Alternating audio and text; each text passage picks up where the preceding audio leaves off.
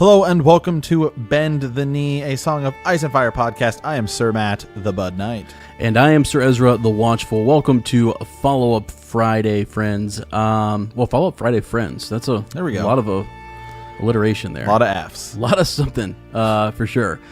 We've got a lot of Ravens this week. We've got some updates on trivia, some poll results, some soccer news. There's a lot. There always is, though. Mm-hmm. It's getting bigger. It's great, is what it is. So, let's see. What do we want to start with, Sir Matt? Right here. Let's see. Lady Jade messaged us once again. Hello, guys. This will be my last football message. If you want to support a Premier League team that aren't massive like Man U and Arsenal, what about the Tottenham Hotspurs? Harry Kane plays for them, and Tripper, and they both play in the World Cup. Such a shame to be out, but we did so well to get so far. I'll be back to do more Game of Thrones very soon. Hope you are both very well. Yeah, I'm actually, Harry Kane, big deal. Good. Yeah. I unfortunately missed that match. I thought England had won. I was like, oh, wait, isn't England playing France? Yeah. Or as I said, no, I missed it. It was Croatia. They were leading. It's Croatia, France. Way. I think I'm pulling for France. Yeah, I got to pull for France. I just want to see a good match. I love to see it go all the way into extra time. Get to the shootout. But England can play for third place, though, aren't they? Playing for the third place? They play Saturday. They will play Belgium. Belgium, yeah. Yep. Yeah, go England. Oh yeah. I mean, sorry to our Belgium listeners. Well, yeah, sorry. We just have a lot of listeners from England too. Yeah, no, we would just root for some good soccer. We like to see good matches. So, and following up here, another here we go, another plug. Bannerman has no name, hitting us up once again. Been a couple weeks. Just catching up on the last few weeks now. The English football or soccer team for you has to be Sheffield United. Their nickname is the Blades, and Sean Bean is a huge fan. Oh, really? Yeah. Okay, well that's they are currently in the second division of league play, but pushing hard for promotion to the Premier League, and have been in the top division for many years of their history. So they have a pedigree to rise again to be successful. Come on, join the Blades. I mean, if it's good enough for Lord Eddard Stark, right? Then it's right. So, Sir Ezra, I'm kind of I don't really understand how this works. So there's multiple because there's like the Champions League. So there's a Premier League and then the Champions League. I don't know much about myself. I know that like teams can fall out of the Premier League. I think, right? Okay. Can't they? Like you have to play to do well enough to. So how do you get? Isn't like there's a Premier League and then there's like the Champions? I don't know, man. I don't know. We're gonna have to rely on. We're new. We're trying to learn all this stuff. Yeah, Please just tell know us. I know that there are some years at the bottom end of that Premier League, and I don't really always understand it. Yeah, that you can kind of. That's why we were looking for like a middle of the road team who's typically in it. Right. So yeah, we're gonna have to learn a lot about it because it is awesome. It's cool. I love it. I'm just gonna get FIFA. Yeah, because I play a lot of games. Yeah. And then I'll get FIFA, and that's how I learned about basketball. Was I was like, I don't understand basketball, so I bought like NBA Live, 07 or whatever it was, and back in the day, and then that's how I learned basketball. Yeah. So I'll just get FIFA. Yeah, you should get it for the Switch, so I can play it on the go. There we go. Oh man. We had some poll results. I think we were pushing for England. We wanted to see if they'd make it to the final. We had like 80% people kind of say that they would, and unfortunately they did not. But that's okay. Yeah. We're very proud of them. And really, this is honestly, I'll say this too. I know we're talking about soccer and we're Game of Thrones, Song of Ice and Fire podcast, but the best World Cup I've ever seen. I mean, game-wise. Right. Just like all around, like the shootouts, craziness. So if you're a fan of sports and competition, that is one of the best we will ever see. It's just amazing. It's not over yet, but it's been awesome. Yeah. Well, it is if you're from England. Yeah. Sorry. Wow. Well, it's been over for the United States for a long time. Yeah. Now, a quick other updates before we jump into the trivia. I know we've got some stuff on some updates on trivia. Oh, yeah.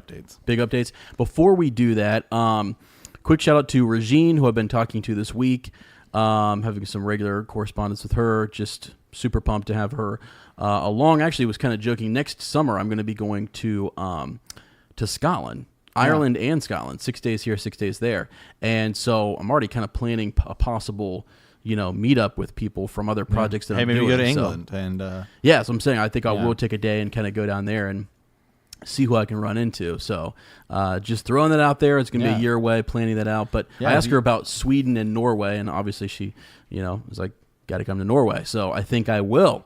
And actually, while I'm over there, it's just a quick little flight over. So might be planning a big trip. I'm gonna see if I can get Sir Matt to come with me. You know? Hey, I'd be down. I have a passport now. You got to get one. I got to still get one. I got to get one by the end of the summer.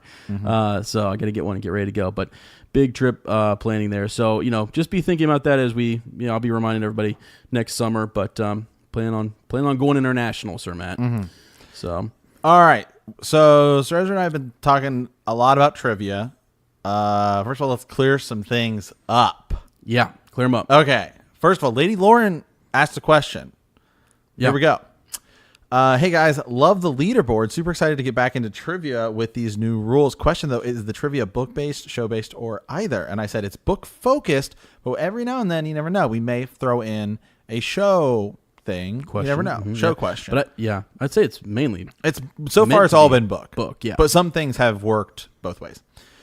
She said, okay, cool. I feel like I have to challenge the answer about who exposes Arya to the Brotherhood without banners. In A Storm of Swords, chapter 14, when Arya first encounters the Brotherhood, they take her to an inn where she runs into Harwin.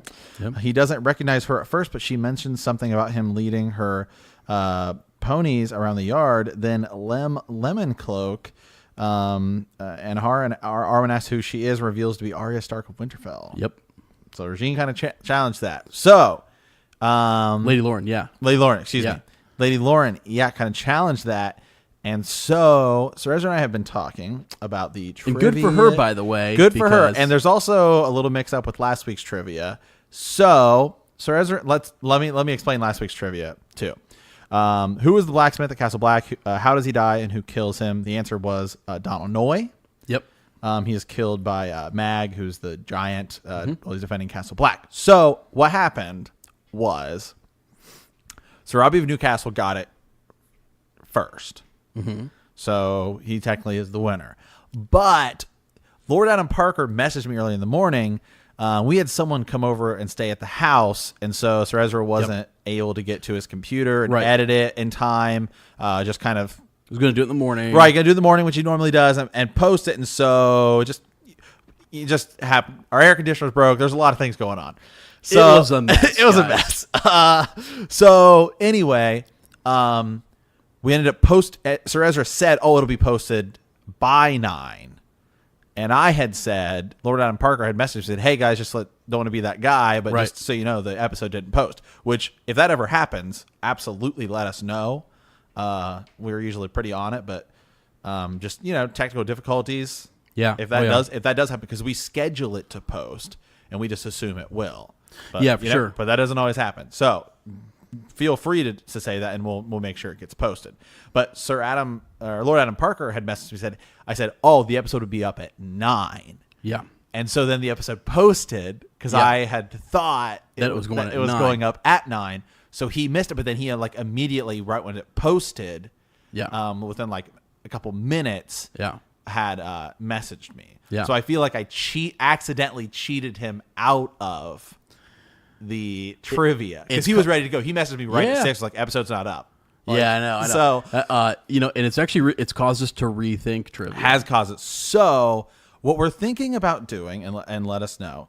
So the winner is Robbie of Newcastle, but as we get into the new thing here, I'm crowning co-champions. That's fine. Parker, because I feel bad that I feel like I cheated him, unfortunately. The gods are telling you that it's... Yeah, I try to be just. Okay. It's like Jaehaerys, the conciliator, when they just kept jousting and going back and forth. And he finally had to step in and say, all right.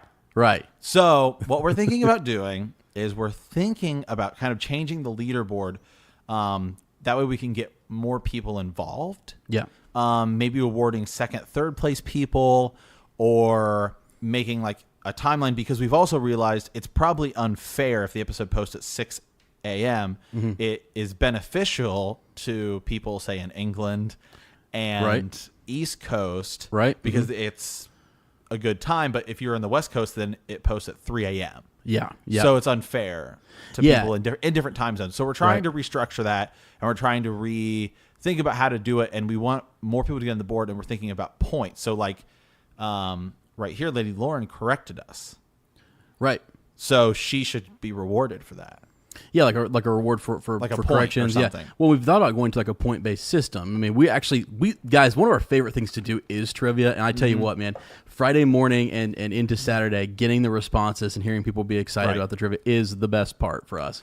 And the leaderboard has been fun. We wanted to develop, but if it's a point-based system, if you had like a window between Friday and Saturday, and let's say you get more points for being the first person or something, or maybe it's just like, we want your feedback on that. Right. So I think a good system. Yeah. So we're thinking about it. Right now we'll probably just keep it going the way it is.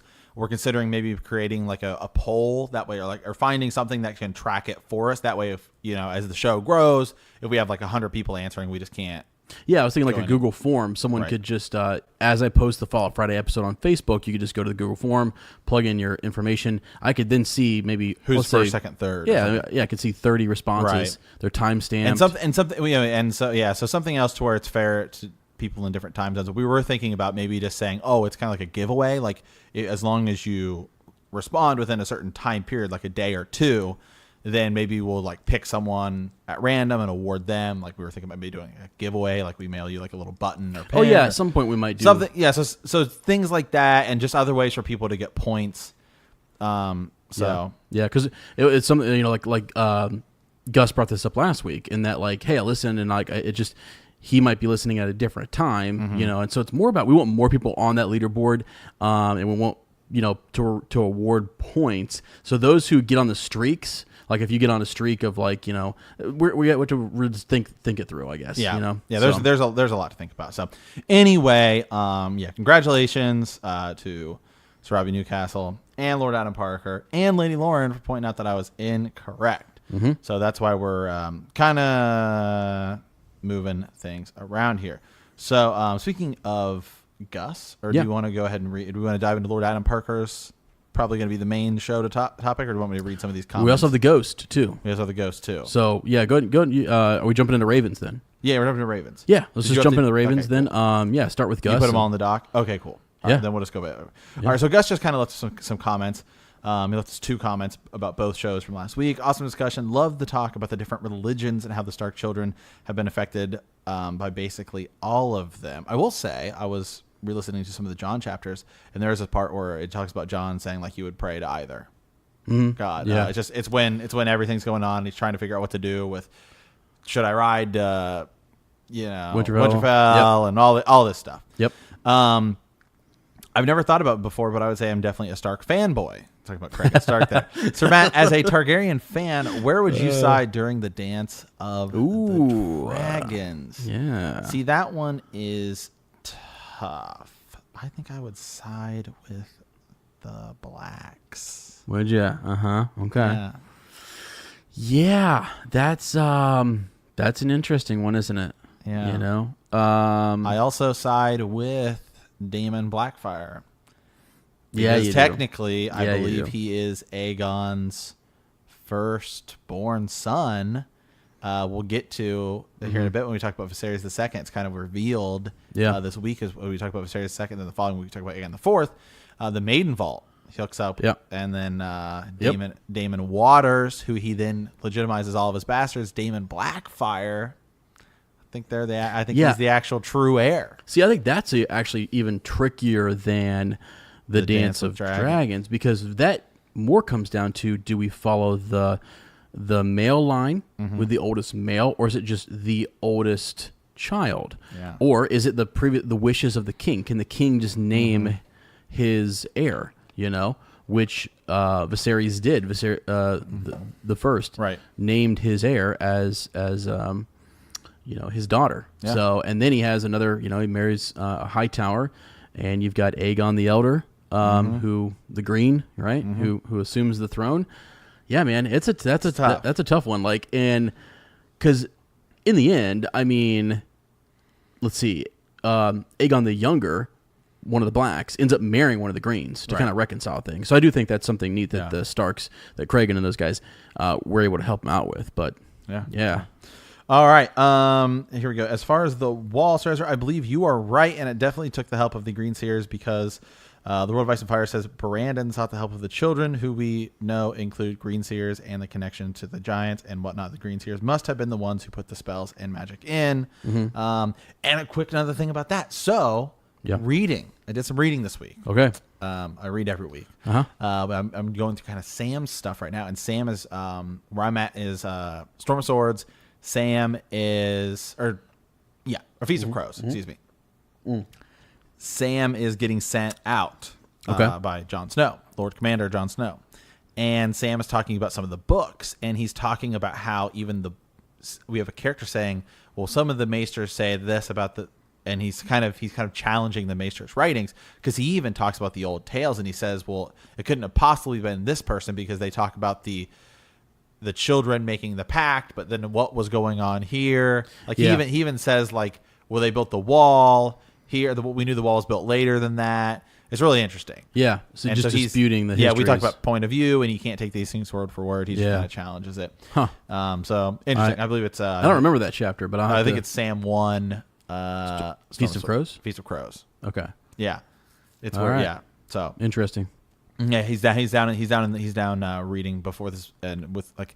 Is he with Mr. Aemon? He's helping Aemon, and he's reading these books, and he talks about he just can't put them down. Okay. He's like, there's always one more book, one more thing to read. Yeah. Okay. Can't forget about Dunk the Lunk, though, and his possible descendants. I think Gerd confirmed that Brienne was one, but I'm not 100% sure. He kind of loosely did. I read about this. He said that it would be kind of revealed that one of the characters that we know is a descendant of Sir Duncan the Tall. Everyone has pretty much just taken this to be Brienne of Tarth. Then again, he commented on the other show. Awesome discussion about Jon's early days and the Watch and the differences show versus book. I read somewhere, probably read it, that about Donald Noy getting sent to the wall after the war because he was a cannibal. Haven't seen anything about that, but there's all these like awesome theories out there. Something about him eating his own arm after it was amputated. Not sure how much truth it is, but it's definitely a pretty badass story. Yeah, he loses his arm. I don't know. Maybe he does. I don't know. There's so many theories on Reddit, and they're all great. We will dive into that a little bit more. As for Baelor, says, I agree that he didn't expect the throne. He just kind of threw himself at the faith. They say the gods flip a coin when a Targaryen is born to see if they'll be mad or not, and I definitely feel he got the madness side. His devotion to the faith can best be described as extremism, and some learned man might even call it full-on insanity. He locked his sisters up and walked barefoot through a pit of vipers, crying out loud. There isn't anything about his early days and what he was up to, but maybe he did feel he had to personally pay for the sins. Maybe he committed some of the sins, committed some sins of his own, similar to how Lancel Lannister made a complete 180 towards the faith. Yeah, I mean, maybe he was doing some stuff like Lancel Lannister, and he was hooking up and decided, there could be something. Well, there's like one little line in the World of Ice and Fire where it's talking about why he made the Maiden Vault, and some people say it was to get rid of his own temptations. Yeah, and I think he kind of says that. It just makes me wonder if he did something in his younger days, that was really god-awful, and he's repenting for it or something, and he's just lost his mind. Well, think about this, is that he was so young, he actually would also have been growing up with Aegon. The younger? Not Aegon the younger, Aegon the Fourth. They'd be the same age. What's his nickname? The Unworthy. Unworthy, Aegon the Unworthy, Yeah. Because they're roughly the same age. So he'd be growing up with him, so he's committing all sorts of sins. It just makes you wonder, what was his early life like there. So it seemed like they did say that he was always kind of devoted to the faith, but it just makes you wonder if he didn't do something real bad early on, So I don't know. Or maybe he just gets kind of persuaded easily like Tommen. Could be. I don't know. So interesting. All right, well, let's dive into trivia question. There it is. This is kind of a simple one. We went kind of heavy last week, so we're going to go with a simple one here. A blank is a wildling woman who is also a warrior. What is the name of a wildling woman who's also a warrior? Hint, hint, kind of maybe perhaps a marriage title. They don't really get formally married up there, but yeah. Certain thing, you've definitely heard the term quite often. This one's pretty straightforward. Pretty straightforward, yeah. Yep. So, okay, let's go ahead and dive into the Ghost of Another Raven here this week from the Ghost of Harrenhal. And I'll read all of this, and then I'll kind of dive into what I think about it. Excuse me. Let's see here. Who does Daenerys hear approaching? Actually, let me go. The title of the email always gives something away here. Fire and Blood and Context is the title of the Raven that we got. Who does Daenerys hear approaching? And then the Ghost mentioned here that there's several possibilities. We're talking about, after I read the whole thing, we're talking about A Dance of Dragons. We're talking about the last point of view chapter, maybe the last several point of view chapters in A Dance of Dragons. And I love, actually, that the Ghost is very Dance of Dragons heavy because it does make us jump to the end of that series and speculate. That's where we can do a lot of speculation and kind of, guesswork, try to figure out what will happen and so on. Although I'm finding, Sir Matt, that I have to go look at Winds of Winter chapters that have been released because, right, gosh darn it, they're a lot like... of people pull from that too. They're trickling in. I mean, some of these things have been answered and stuff. Now, not Daenerys' stuff, but who does she hear approaching?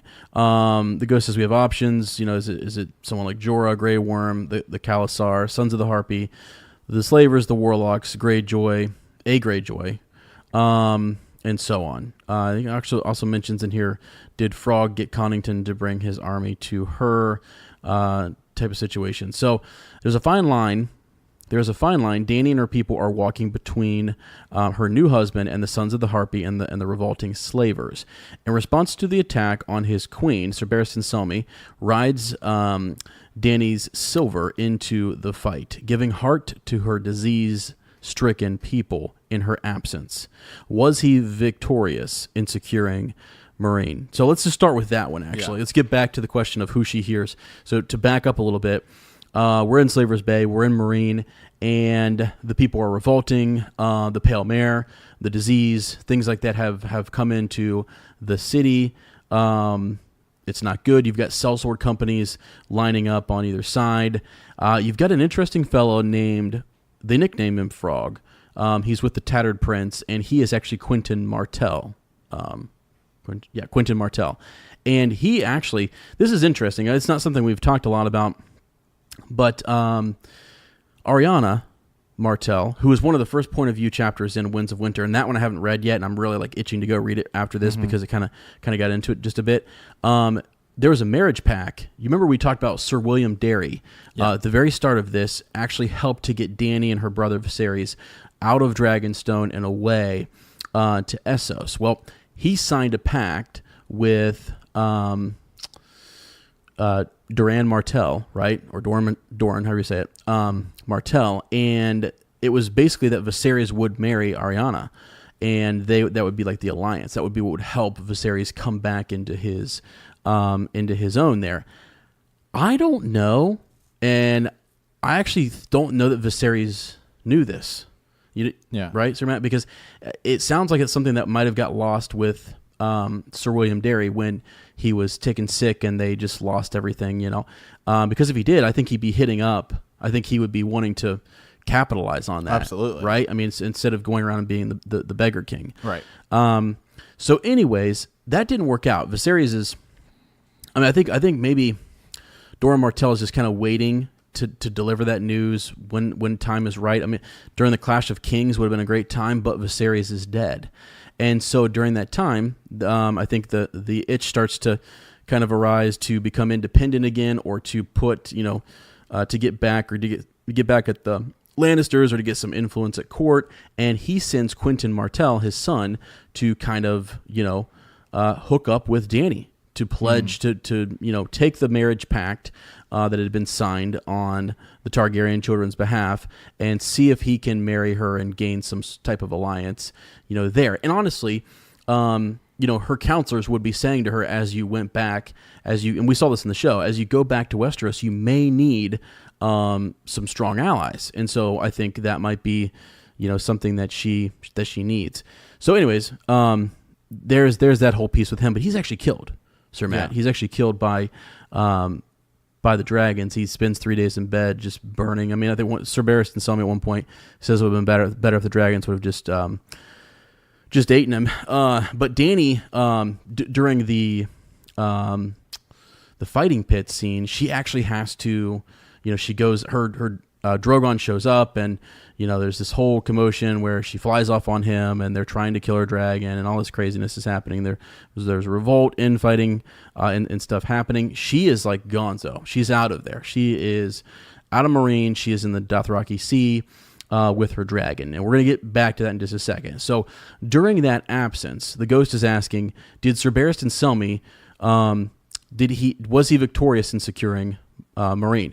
I think he was. He does try to kind of keep things in order. They don't really know what to do. They had hostages at one point with Hisdar, her king, her husband. And so they're just trying to hold everything together. And Dany actually, when she's away in the Dothraki Sea, is wondering how things are going, what's happening back in Meereen. Is it all working out? Did it all fall apart? And then she's also wondering about the state in which they will find her. Is it like, because I think she has like dysentery. It seems like, anyways, from the reading. I mean, she's just like, she tried to ford the river. Okay. Yeah. And now she's got dysentery. Okay? Yeah, you can't do it. Yeah, you can't do it. You can't ford the river. That's a bad idea. But yeah, she's getting into some trouble there. So I don't know. I think that they do end up getting the city somewhat under control, but I believe you were able to find the end of that. So that's a Winds of Winter chapter that you're pulling from there, right? What's it say about him in Winds of Winter? Oh gosh, sorry, I just you just clicked it out. I clicked out because I was trying to search theories, specifically theories about him. Does it say that's where he rides into battle?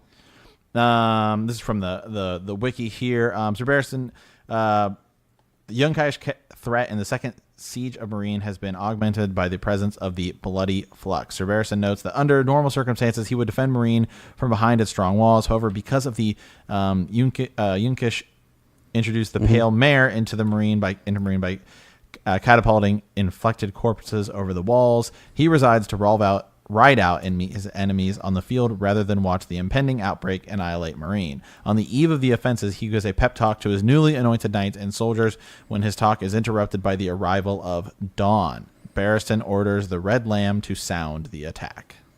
And that's Winds of Winter. That's Winds of Winter. Okay. Okay, hold on one second here. So one of the last things that I kind of remember in the Dance of Dragons is that Sir Barristan Selmy goes to capture Hisdar, and he has this epic fight with like his protectors. Right. Kills one of them, etc. And when you leave the end of that chapter, you're left with this, face down type of thing. Mm-hmm. And so as I'm looking in the wiki and things, I'm realizing I don't remember the chapter of him being, hand of the queen type of situation. Right. That's basically where, like I said earlier, like he had met with Quentin, that he had said the piece about Quentin, better that he would have been, eaten by the dragon versus burned. For some reason, I thought that happened earlier, and I didn't really. I thought the last thing I knew about Sir Barristan Selmy was that he was in this epic, fight, and then so me not have reading Winds of Winter, didn't really know his fate. Because we've said multiple times, I've not read any of the Winds of Winter, chapters. Right. And so I was really left with like, okay, possible. So that's why when the show comes out and says, Sir Barristan Selmy's, facing down the Sons of the Harpy and is killed, I'm kind of like, well, maybe that's how it's going to happen in the book. Maybe this battle with Hisdar's, guards or whatever, is what kills him. But I guess there is another chapter where I for some reason just don't remember it. Yeah. On the Reddit threads and everything like that, everyone seems to be extremely upset with the way he goes down in the show. I think though, and just kind of reading and seeing what people are saying, it seems like because it's Barristan Selmy who's kind of taking this hand of the queen role, rather than Tyrion, is that they kind of want to get Tyrion in there in the show because they don't have as much time. So I'm going to assume Tyrion is still going to get that role. And maybe it is because Barristan Selmy is kind of dead. So Barristan Selmy is kind of not as in charge. You know what I'm saying? Yeah. With Daenerys kind of gone. For sure. I get that, and let me go back to the Ghost's Raven here, because the question, in response to the attack on his queen, right? As you had said, it talks about riding into the fight. So for me, for some reason, it having been a long time since I've read that chapter, actually, it has been over a year or so since I've read that chapter. I thought the Ghost was referring to that fight, that him trying to capture Dar, trying to go in there and face him down. He's talking about Winds of Winter. So I've not actually read, so I have to go back and say I don't actually know what's going to happen with that. So I assume we're going to secure the city. And it's going to be secure, kind of like they did in the show. And then when she comes back, It's also theoretically possible that the Winds of Winter chapters that Gur has read, the teaser chapters, could be changed or altered. Yeah, it might be. I mean, yeah, it could. They'll probably be close, but it's. Right. But yeah, I mean, anyways. So probably know that book's still 10 years away. Yeah, I mean, I think it's done, but yeah. Well, anyways, these are what these questions do, because I honestly thought there for a second that Sir Barristan Selmy, where I left him in my mind, was in that predicament. But as you had just read to me, and when I'm going back and looking through the wiki here, he does make it out of that ordeal, and he is actually Hand of the Queen, kind of residing over things, and then is good to go. And that's good, because I like Sir Barristan. I hope he does stick around the longest, honestly. One of my favorite characters. Okay, so I believe the ghost also had some other... just another question. Daenerys is surviving in a grass sea after Drogon refuses to return. She's so sick, she's concerned about the condition she will be found in, starving, shitting, bleeding. The last time Dany's thighs were slick with blood, she had a dream that reminded her she is the seed of Aegon the Conqueror, which changed everything.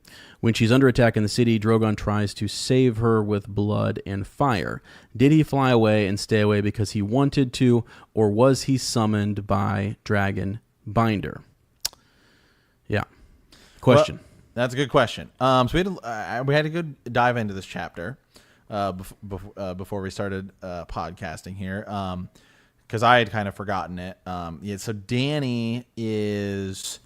We were talking, she kind of got like dysentery or something, or she's having like hallucinations when she thinks about Drogon flying to Dragonstone, which is like this cave, and that's just kind of what she calls it because that's, I don't know, that's just what she calls it. Yeah. Just kind of remind her of her own home.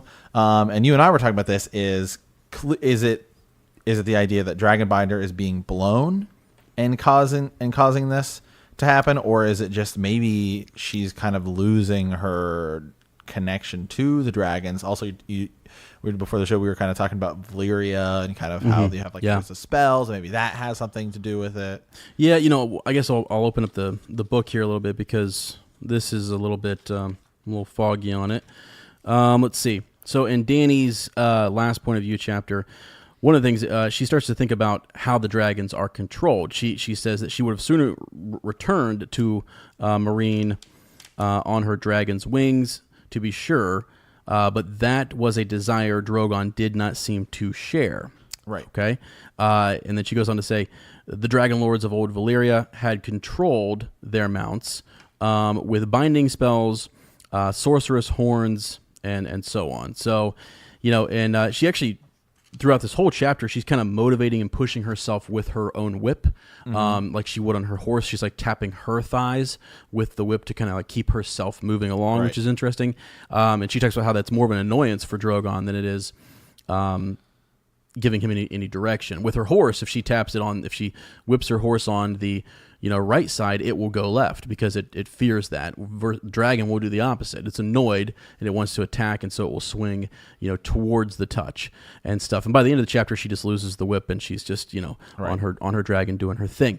But it is interesting that it appears at the start of this that she has lost control, or that he wants to do his own thing. She doesn't have true control over her dragon.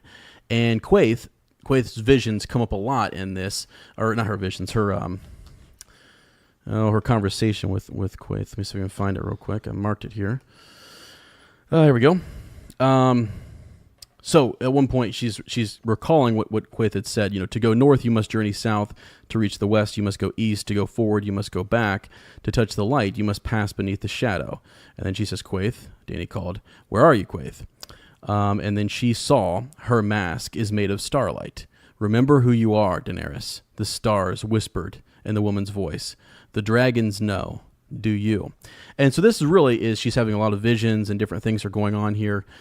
She's having conversations with people. She's hallucinating things out in the Dothraki Sea.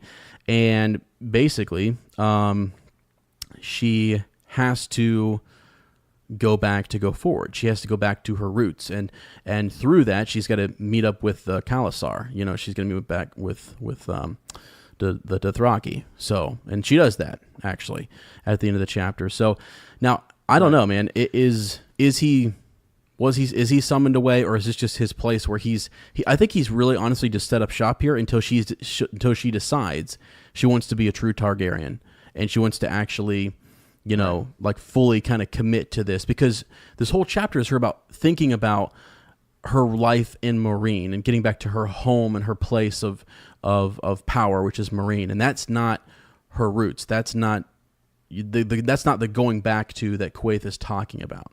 Mm-hmm. And so she has to make up in her mind what she wants. And she's been teeter-tottering on whether she should go back to Westeros. Yes, she should, but she has to care about all these people, secure the city, you know, do away with slavery and all this kind of stuff. And it's a real, you know, decision chapter for her, I think. In the show, this is kind of how it goes down in the show. Remember, she's at that kind of games thing, and then, like, that's when Tyrion shows up, and like Jorah brings Tyrion, and then like they're kind of attacked by the Sons of the Harpy, and then Drogon like shows up to save her and gets wounded, and then Daenerys gets on Drogon and just kind of flies away, like just gets out of there. And then Drogon is like injured, and so he just flies way away, and then he kind of like drops her off. And then she same kind of a thing where she's like tired and what's going on, and like Drogon just flies away, presumably to like get food for them. And then that's when she's kind of rushed by the Khalasar. And I'll say that could be, sometimes we get oversaturated with the show, because earlier, I gotta apologize, because like, you know, with the Ghost here, when I first read this, I never in my head have Winds of Winter in my mind, right? Because I've just not read it. So I was actually just putting the Barristan Selmy piece in my mind right after that attack. As you said, it was by the Harpies in the show. You know, in my mind, I was thinking, okay, after that, Drogon leaves with her, and then Barristan Selmy goes has this epic showdown with one of the Pit Warriors in the books, and I'm not sure what happens to him. But, you know, in fact, I was wrong. Mm-hmm. There's actually more to it than that, and he is good to go, which gives me, you know, hope there. So I don't know. Yeah, isn't this also the first time she rides Drogon? Yeah. You mean when she leaves the pits? Yeah.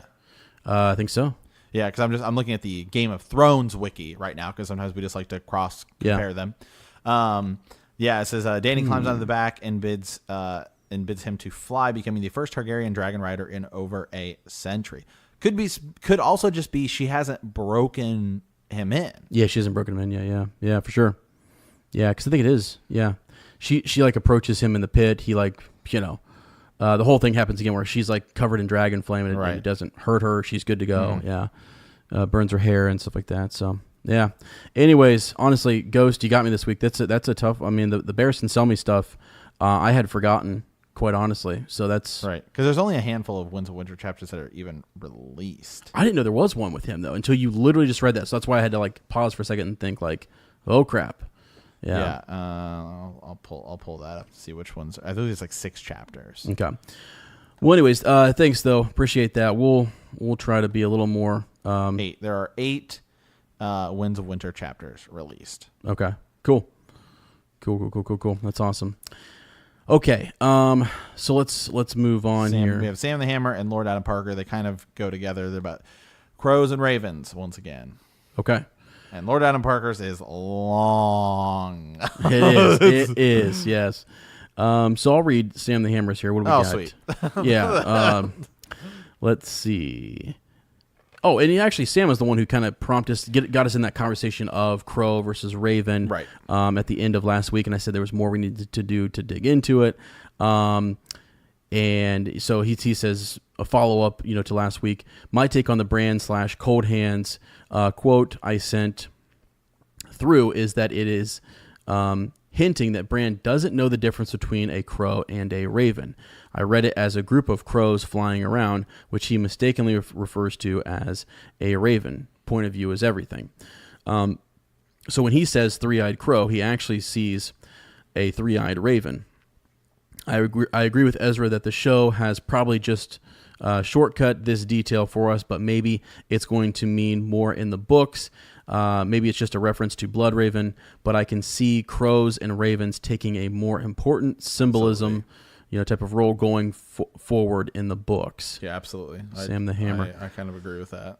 Yeah. And I went back and doggone it, I don't have it pulled out in front of me, but I did go back and kind of read that a little bit, and it does say that Cold Hands is those the ravens are hopping along, kind of like leading him, and they are helping, type of thing. So, but anyways, let's dive into Lord Adam Parker's, because his is the same type of thing, talking about the crow versus raven debate. Here we go. This is gonna be a long one, so strap in. Okay, I'll help you read. You can read part 1. I'll read part 2. Okay, perfect.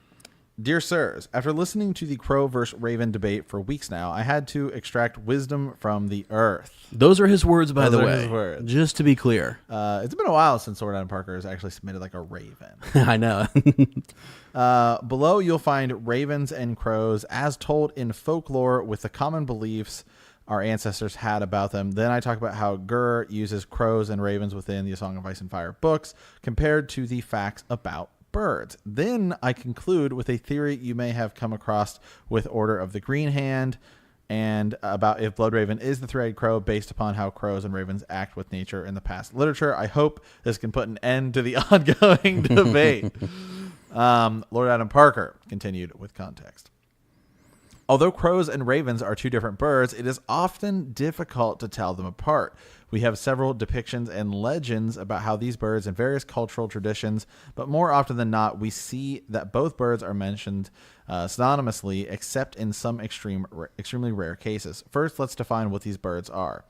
Corvus is a widely distributed genus of medium-sized to large birds in the family Corvidae. The genus includes species commonly known as crows, ravens, rooks, and jackdaws. What our ancestors thought of these birds. Greco-Roman. In Greek mythology, ravens are associated with Apollo, the god of prophecy. They are said to be the symbol of bad luck and were the god's messengers in the mortal world. According to the mythological narration, Apollo sent a white raven, or crow in some versions, to spy on his lover Coronis. When the raven brought back the news that Coronis had been unfaithful to him, Apollo scorched the raven in his fury, turning the animal's feathers black. This is why all ravens are black today. This is from the Hebrew Bible and Judaism. The raven is in the first species of bird to be mentioned in the Torah, and ravens are mentioned on numerous occasions thereafter. In the book of Genesis, Noah releases a white raven, translated to a dove in the English Bible, from the ark after a great flood to test whether the waters had receded. According to the law of Moses in Leviticus, ravens are forbidden for food. And this is Celtic, Gur's favorite, and also the old gods of the north. Ravens were also associated with the Welsh god Bran the Blessed, whose name translates to raven. That's pretty neat. That's really interesting. Yeah. The first name, Bram, B-R-A-M, is derived from two sources. One being an abbreviation of Abraham, but the other being the Gaelic word Bran, meaning raven. The name Bran, signifying a raven, was used in medieval Ireland. Fun fact and very long story short, Bran the Blessed was beheaded and his head talked for such a long time. After it stopped talking, they decided to bury his head under the Tower of London. That's the White Tower facing France, to prevent future invasions. Also, according to legend, the Kingdom of England will fall if the ravens of the Tower of London are removed. London to this day literally maintains a raven's nest in the tower to ensure the kingdom never falls. True story. Wow. All because Bran the Raven protected the Tower of London. Side story, King Arthur, in a dick move, removed Bran's head because Arthur would protect London himself. After years later, the Duke of Normandy, William the Conqueror, conquered London, including the Tower of London, and took over and also kept track of all of his wealthy landowners in the Doomsday Book. This is 1086, which is the first ever book to record surnames, and my surname, Parker, is in that book. Germanic cultures and Vikings age, Gur is heavily influenced by this. To the Germanic peoples, Norse, Odin was often associated with ravens. Odin is depicted as having one all-seeing eye, blood raven, and two ravens, Hugin and Moonin serving as eyes and ears. Hugin being referred to as thought and Moonin as memory. I'm sure our Norse, people are like, Sir Matt, you are just butchering that. It's okay. It's what we do. What we do. That's why I gave you the history readings. Each day the Ravens fly out from what's I don't know what that word is. Hlogs. I don't know how to pull it up. I'm sorry. Isn't that the guy who in Thor is like the guy with the sword? Sure. Yes. Yeah, no, it's a different guy. I think Odin's throne, where he can see all the realms. Yeah, it is. It's the guy Heimdall is what they call him, and it's like the same kind of character. Okay. Yeah, but I don't know if that is HliskjAlf. I don't know. And brings Odin news from Midgard or Earth. The Raven was a common device used by the Vikings. Ragnar Lothbrok, a main character from Vikings show on History Channel, can be found on Amazon Prime. Mm-hmm. Yep. Also a good show to watch while Game of Thrones is not on. Mm-hmm. Kind of similar. Had a Raven banner called Rayfan, and it said in battle that if the banner fluttered, Lothbrok would win, but if it hung lifeless, the battle would be lost. Okay. Wow. Part two. They need a breeze, is what you're saying.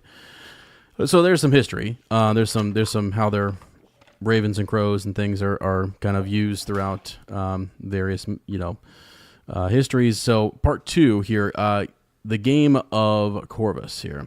Warging by definition is mind control or mind melding another living thing. Most mythologies involving ravens also involve shape-shifting. Native American legends tell of raven shape-shifting into a man, a pine needle, and even a wolf. Japanese mythology has spirits taking raven form, or a woman, shape-shifting into ravens. Norse mythology includes Loki shape-shifting. Both Bran and Jon are connected with crows and ravens using their warging ability. We can also assume that Bloodraven makes frequent use of ravens as his eyes. Both in the scene with Sam and Gilly, and as Mormont's raven. Lord Commander Mormont's raven is abnormally large, extremely old, and commands a varied vocabulary. Ravens live a very long life, from anywhere from 40 to 80 years, so it's not unusual for Mormont's raven to have been around as long as Maester Aemon. Wow, that's a long time. Yeah. Ravens are capable of the most complex vocalizations in the bird kingdom. They make many different kinds of calls, varying from a low gurgling, like a croak, to a harsh, grating sound, a shrill, alarming call, and they can be taught a variety of words and phrases. In A Song of Ice and Fire, as it plays out here, the world is filled with war, plague, death, and crows are seen everywhere, preying on the spoils. They are seen eating flesh, pecking out eyes, and numerous other deeds usually reserved for vultures. The wildlings call the Night's Watch crows because they dress in black and bring with them death.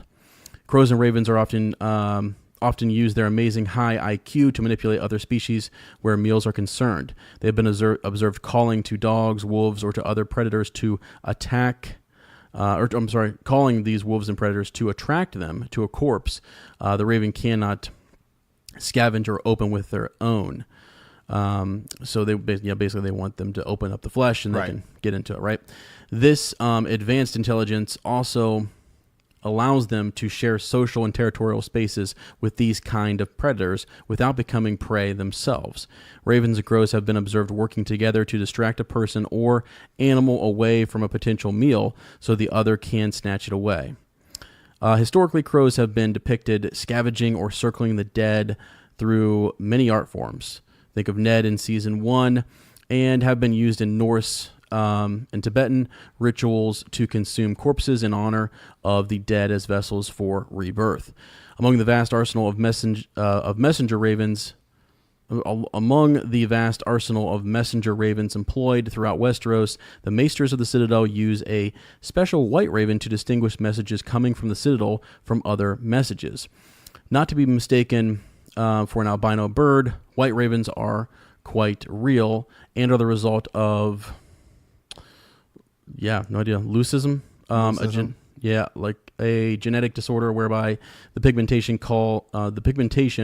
of the cells are unevenly distributed, hence resulting in patches of feathers looking paler, bleached looking, or snow white. White ravens are the result of the mating of two common ravens with the same genetic defect.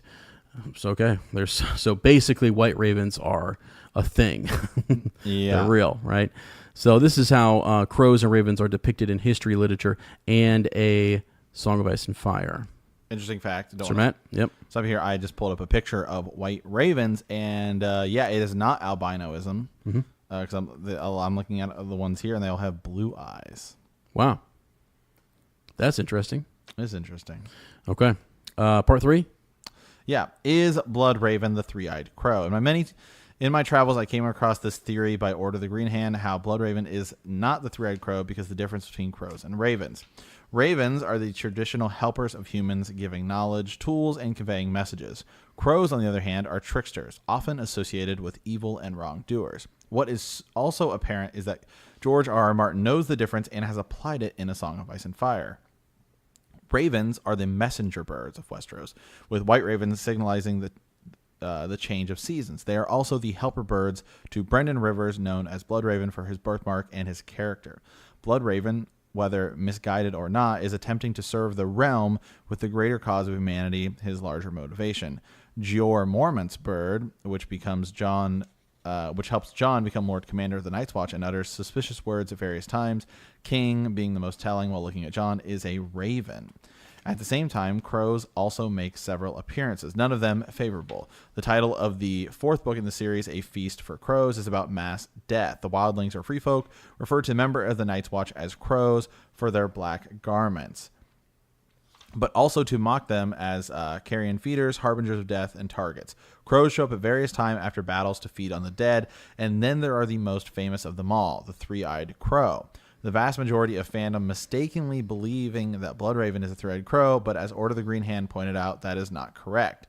First and foremost is the distinction between Bloodraven and the three-eyed crow as laid out above.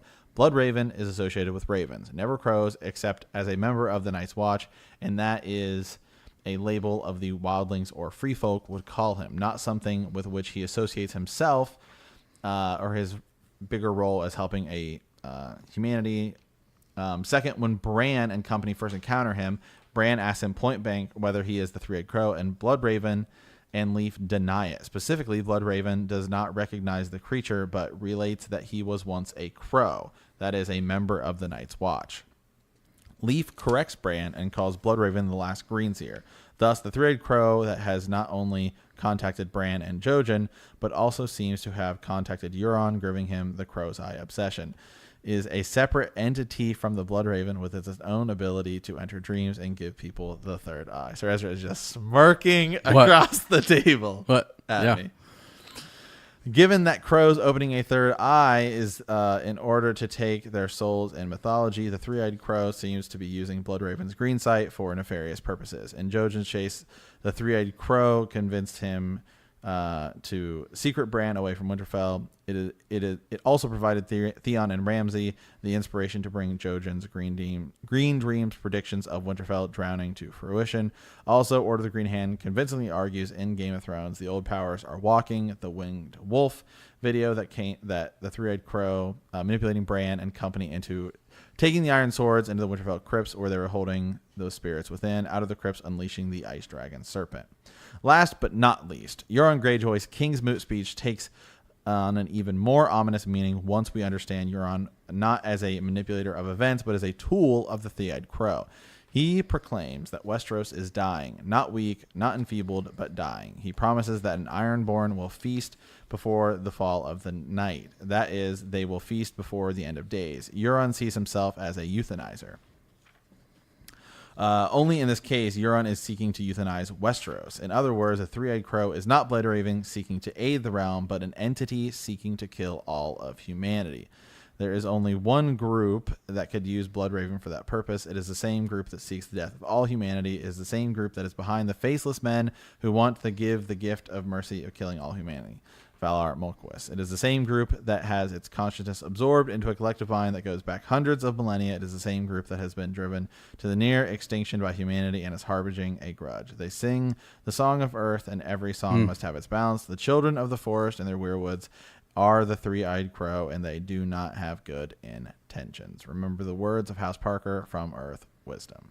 From Earth Wisdom. Okay. First of all, thank you. Yeah, it was long. That was long, but we appreciate very it. detailed, very lengthy Raven thing. Yeah. Mm-hmm. Yeah. So, what are your thoughts, Sir Matt? Because I have everything bookmarked here in the book, and I'm gonna read. I'm gonna confirm somewhat of what Lord Adam Parker just said. Yeah. What are your thoughts? Initial thoughts? It's a lot to unpack. Yeah. I mean, I can see that that's what kind of what we've been saying is that the three-eyed crow is more of like an entity. Mm-hmm.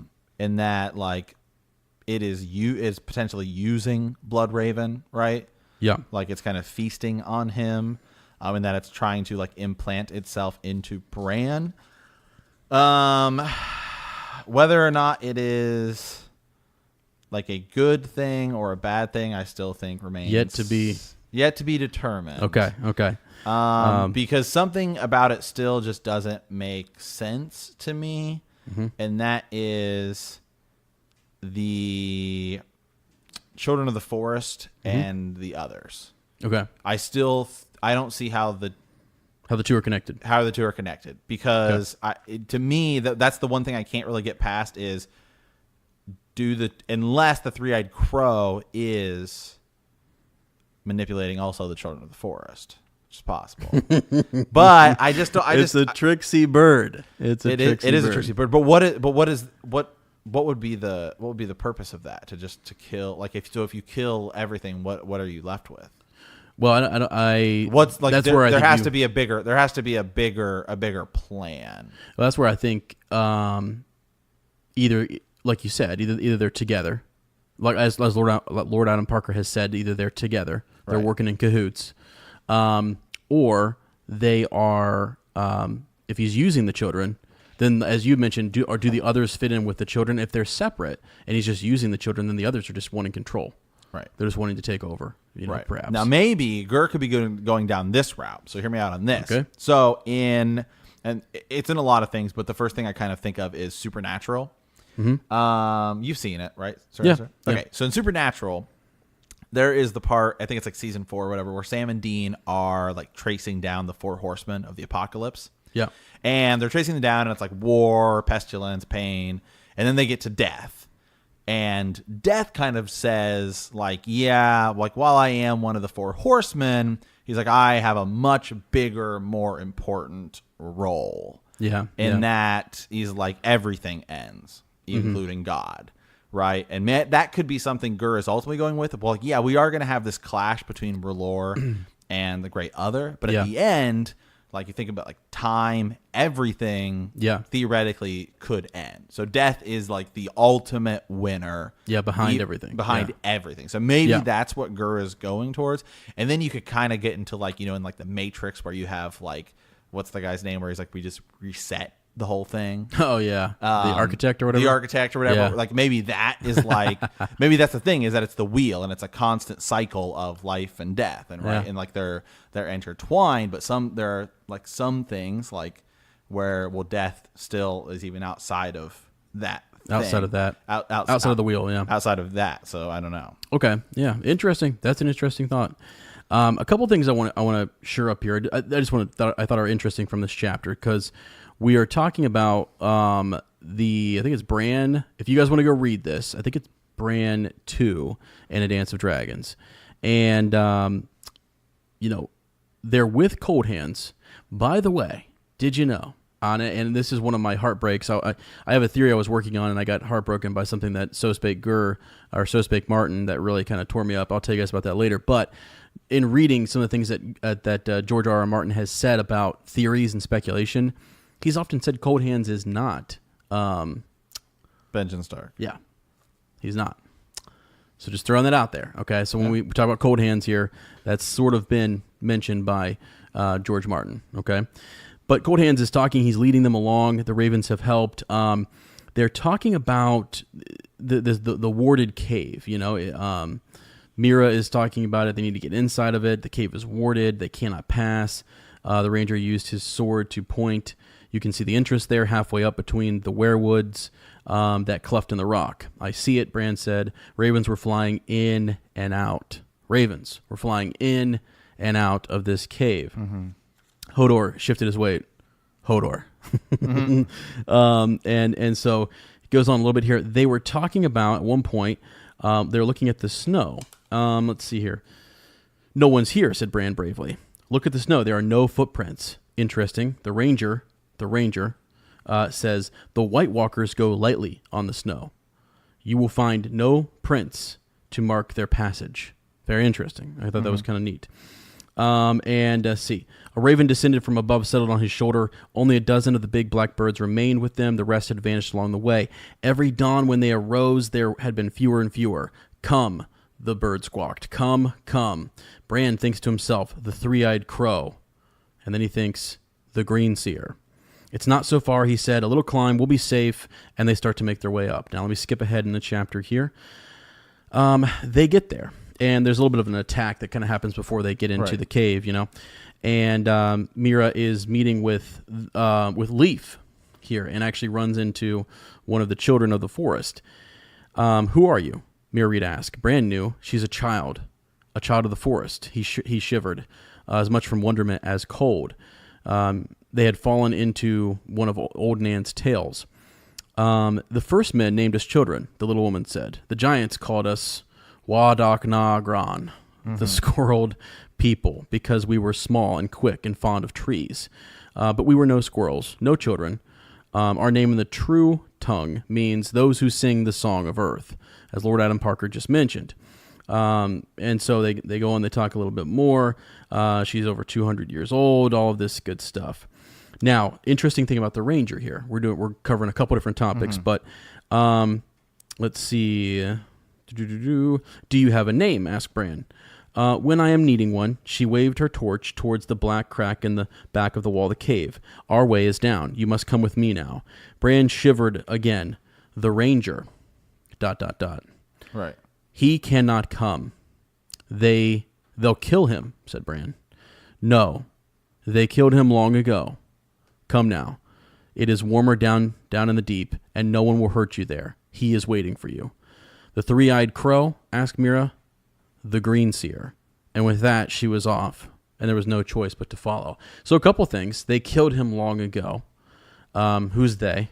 Mm-hmm. Who killed him long ago? And instead of when they say the three-eyed crow, Leaf doesn't answer and say yes. She says the green seer. Later on, at the very end of the chapter, Bran says, "Are you the three-eyed crow?" Bran heard himself say, "A three-eyed crow should have three eyes. He has only one, and that one, red." He could feel the strain. He could feel the eye staring at him, shining like a pool of blood in the torchlight. Where his other eye should have been, a thin white root grew from the empty socket down his cheek and into his neck. A crow? The pale lord's voice was dry. His lips moved slowly, as if they had forgotten how to form words. Once I, black of garb and black of blood. The clothes he wore were rotted and faded, spotted with moss and eaten through with worms, but they had been black. I have been many things, Bran. Now I am as you see me. And now you will understand why I could not come to you, except in dreams. So that's the tricky part. Mm-hmm. He's been coming to him in dreams. I have watched you for a long time, watched you with 1,000 eyes in one. I saw your birth and that of your lord fathers before you. I saw your first step, heard your first word, was part of your first dream. I was watching when you fell, and now you are come to me at last, Brandon Stark, though the hour is late. I am here, Bran said, only I'm broken. Will you fix my legs? No, said the Pale Lord. That is beyond my power. Bran's eyes filled with tears. We came such a long way. The chamber echoed to the sound of the Black River. You will never walk again, Bran, the pale lips promised, but you will fly. So, sounds like a lot of this stuff, though. This is why people go back and forth on this. Yeah. Because he doesn't answer to the idea that he is a three-eyed crow. Maybe and he says he's been appearing to him in his dreams. Maybe the Green Seer, maybe Brendan Rivers doesn't realize he does appear as a three-eyed crow.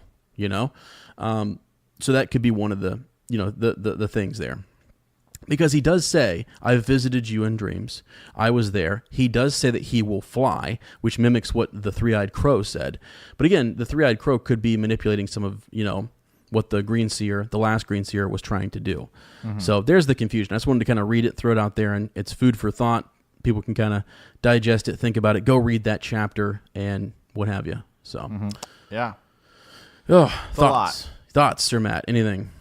Yeah, I don't know. What are you thinking now, though? I mean, like, because I tried. I guess maybe because I talked about this a little bit a couple weeks ago, because we've gone over this a lot. Is that it could be maybe like, I don't know, the three-eyed crow is like this entity, right? Sure. Whether it's a god or whether it's like an aspect of God, and that it is using Bloodraven, and Bloodraven is kind of like slipping in and out. It's like a parasite, right? Where he doesn't really know it. Mm-hmm.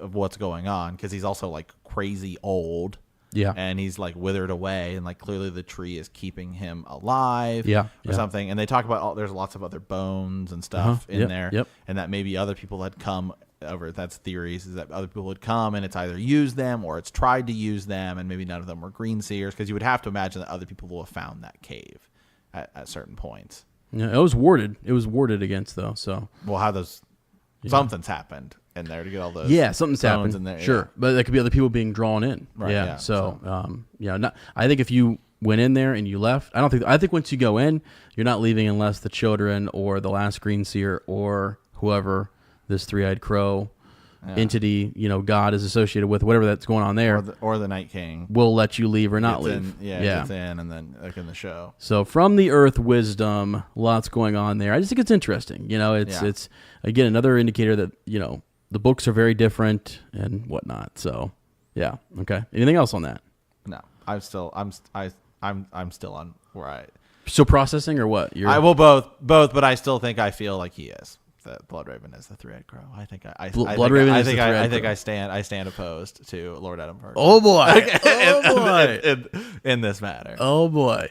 Well, it's interesting because, like as I said when I read it, the commonality between.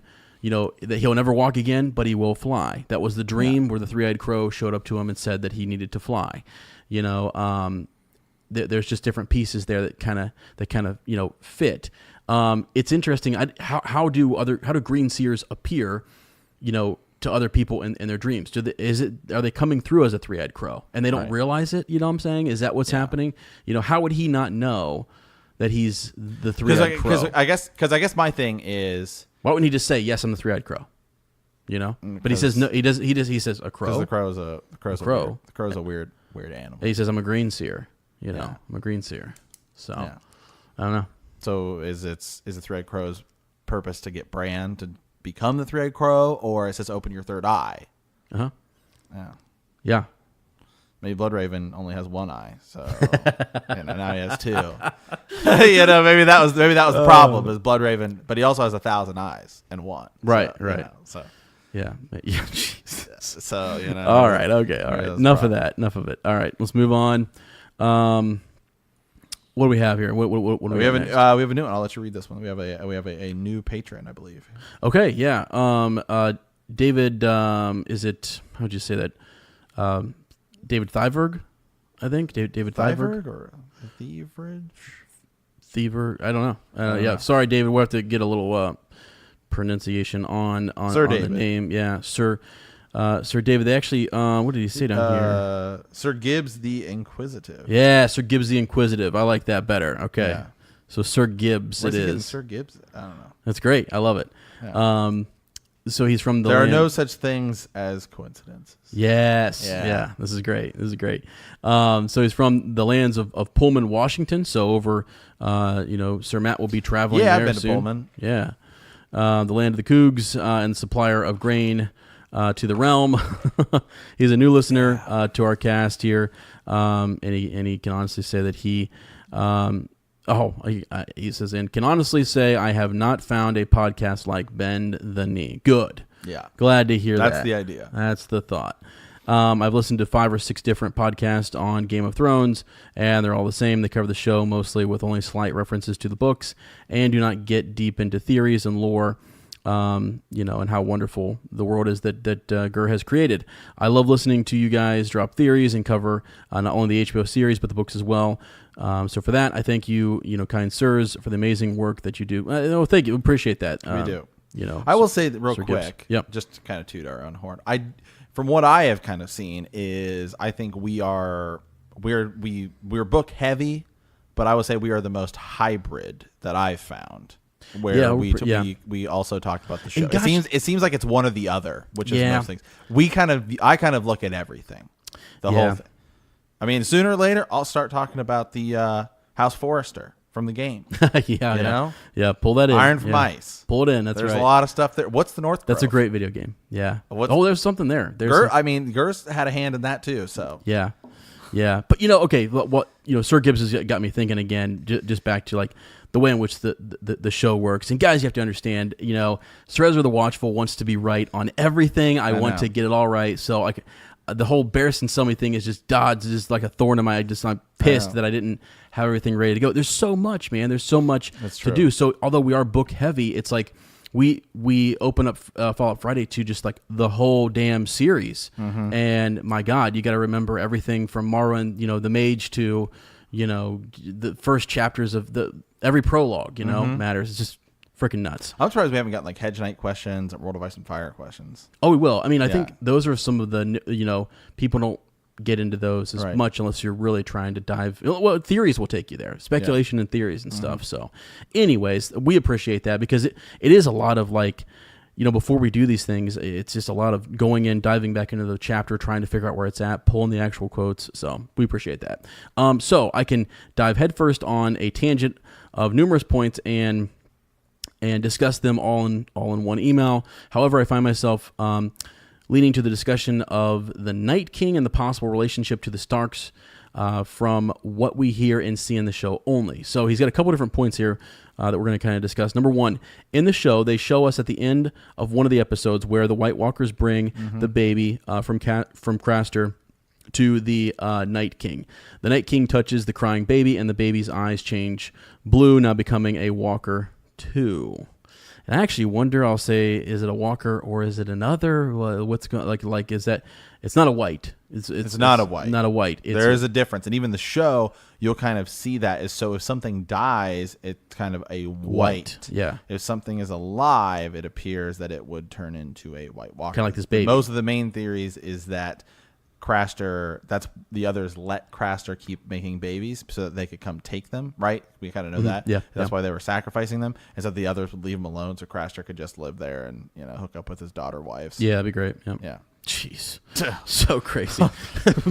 God dang it, Gur. What are his mind. But there's no more shown about this baby. Does the baby slowly grow and turn into a disgusting walker, or do the babies who have been turned have a totally different purpose? So answer that question, Sir Matt. Does that baby grow to be a walker? I do believe. That's what I believe. That's what I believe. And that is, we had talked about this a while ago.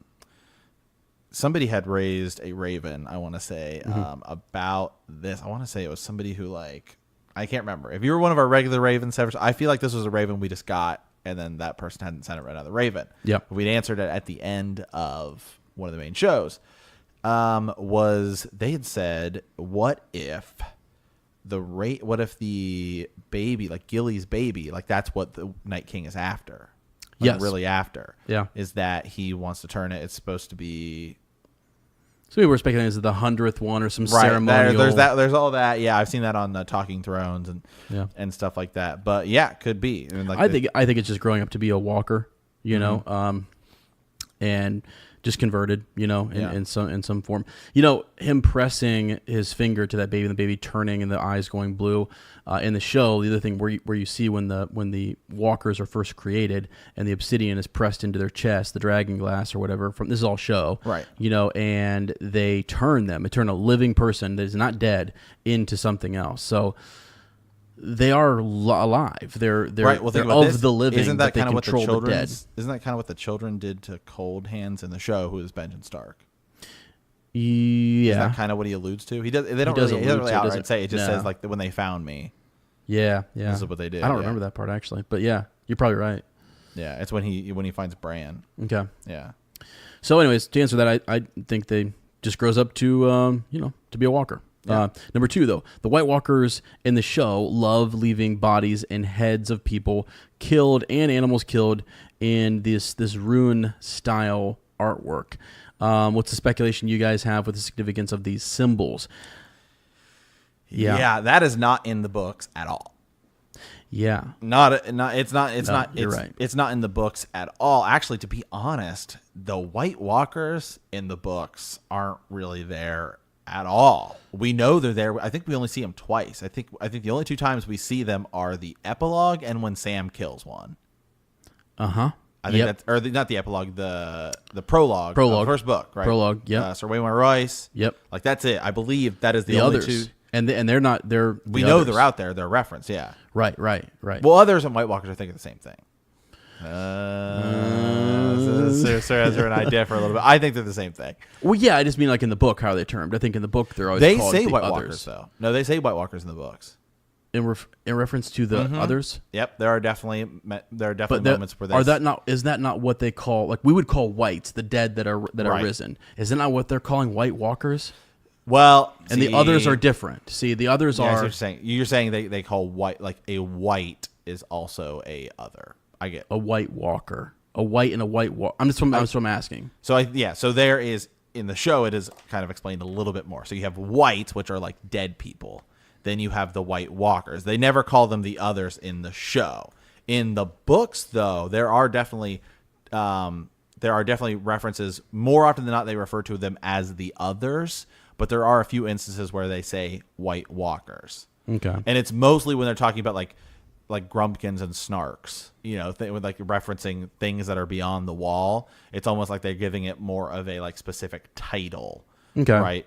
So they're specific, like as opposed to, I think the others, like in general, right, is more, I think is like, maybe it's a combination of the 2. Okay. And how it's just kind of loosely referenced. But when I hear other, I think White Walker.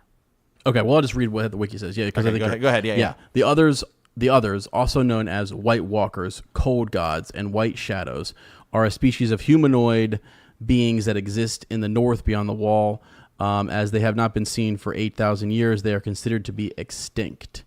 Let's see where they pop up here. Game of Thrones, as you mentioned. We call them in the first prologue.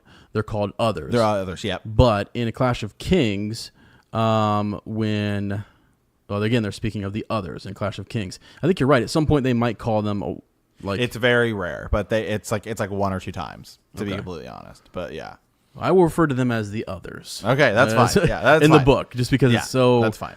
Gosh dang hard to keep track of. That's what I. Yeah. So what was your point there with that though? Anyway, so the symbolism, right? I think that what they're gonna do, I think they're gonna tie in something with that in the show, just because they just at this point we have 1 season left and it's like 6 episodes. While it is like like hour and a half episodes or whatever.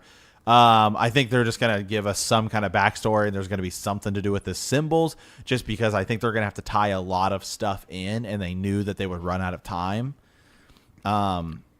Whereas in the books, Gur's can give us a bigger backstory on them. And so I think that's kind of why they did it. I think the show knew from the get-go, because first of all, I mean, it's more expensive, right? Because you're talking about CG. You have to film up there where it's cold, and who wants to do that? And that's why like the White Walkers aren't seen as much. Even in the show, they're we don't see them as much as well compared to the rest of what the show is. So yeah, I have no idea what the symbol. I wonder if there's something that they've been told that might could have influenced from the get-go. Yeah, that could have been influenced. Yeah, that could have been something that Gur kind of said that, that they're using. Right, we don't know. Yeah, unfortunately, we don't really know. But there's like the part where I believe Mance Raider's with Jon Snow, and they're getting ready to go over the wall, right? Mm-hmm. He's kind of leading them there, and they come across a thing, and he says like always the artists, right? And they see them, and they're in they're in that symbol. And then we see the symbols where Jon and Dany are down in the cave under Dragonstone. Yeah. Okay. Yeah.